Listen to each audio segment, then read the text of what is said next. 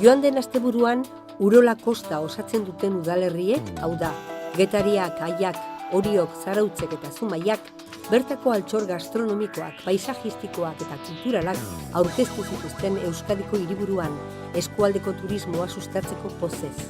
Iñigo Bilbao Gasteizko udalaren bozeramaileak, Leandro Azkue Eusko Jaurlaritzako arrantza sailburuak, Amaia Guruz eta Urola Kosta mankomunitatearen presidenteak eta 5 udalerrietako alkateek ekitaldiz jositako asteburu bat inauguratu zuten Gasteizko Zeledonen plazan.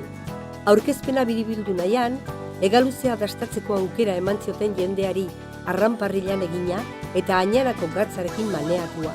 Horrez gain, maiz horrenpresak antxoak prestatzeko erakustaldi bat egin zuen eta nola ez, Getariako txakolina dastatzeko aukera ere ez zuen falta izan jendeak.